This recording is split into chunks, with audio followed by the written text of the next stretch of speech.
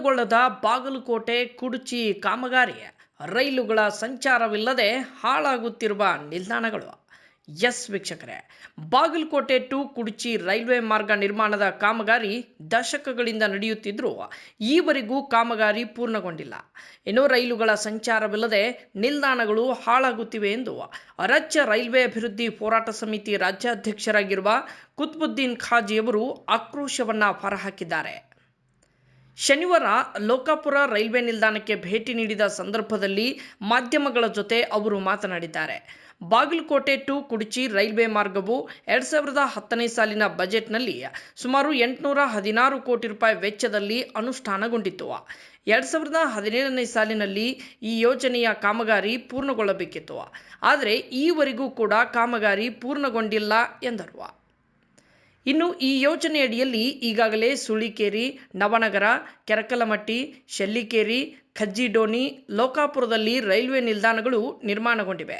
ಕಳೆದ ಡಿಸೆಂಬರ್ನಲ್ಲಿ ರೈಲ್ವೆ ಅಧಿಕಾರಿಗಳು ಈ ಮಾರ್ಗವನ್ನು ಪರಿಶೀಲನೆ ನಡೆಸಿ ಈ ಮಾರ್ಗದಲ್ಲಿ ಪ್ರಯಾಣಿಕರ ರೈಲು ಓಡಿಸಲು ಅನುಮತಿ ನೀಡಿದ್ದರೂ ಕೂಡ ಈವರೆಗೂ ಕೂಡ ರೈಲು ಸಂಚಾರ ಆರಂಭಗೊಂಡಿಲ್ಲ.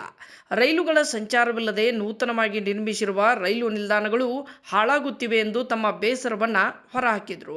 ಹಾಗಾಗಿ ಬಾಗಲಕೋಟೆ ಟು ಕುಡ್ಚಿ ಮಾರ್ಗದ ಕಾಮಗಾರಿಯನ್ನು ಆದಷ್ಟು ಬೇಗ ಪೂರ್ಣಗೊಳಿಸಬೇಕು. ಇನ್ನು ಕೋಟ್ಯಾಂತರ ರೂಪಾಯಿ ಖರ್ಚು ಮಾಡಿ ನಿರ್ಮಿಸಿದ ನವನಗರ, ಕೆರಕಲಮಟ್ಟಿ, ಶೆಲ್ಲಿಕೇರಿ, ಖಜ್ಜಿಡೋಣಿ, ಲೋಕಾಪುರ ಮಾರ್ಗದ ನಡುವೆ ಪ್ರಯಾಣಿಕರ ರೈಲು ಪ್ರಾರಂಭಿಸಬೇಕು. ಇಲ್ಲವಾದರೆ ಮುಂದಿನ ದಿನಗಳಲ್ಲಿ ಉಗ್ರ ಹೋರಾಟ ಮಾಡಲಾಗುವುದು ಎಂದು ಕುತ್ಬುದ್ದೀನ್ ಖಾಜಿಯವರು ಎಚ್ಚರಿಕೆಯನ್ನ ಕೊಟ್ಟಿದ್ದಾರೆ. ಈಗ 2024 ಜನವರಿ ಒಳಗ ಡಿಸೆಂಬರ್ ಒಳಗ ಈ ಲೋಕಾಪುರ CRS ಅಂದ್ರೆ ಚೀಫ್ ರೈಲ್ವೆ ಸೇಫ್ಟಿ ಆಫೀಸರ್ ಬಂದು ಇನ್ಸ್ಪೆಕ್ಷನ್ ಮಾಡಿ ಈ ಮಾರ್ಗ ರೈಲ್ವೆ ಓಡ್ಸಾಕ ಯೋಗ್ಯ ಐತಿ, ಇದು ಪ್ಯಾಸೆಂಜರ್ ರೈಲು ಓಡಿಸ್ಬೇಕಂತ ಹೇಳಿ ಈಗಾಗಲೇ ಪರ್ಮಿಷನ್ ಕೊಟ್ಟಾರ.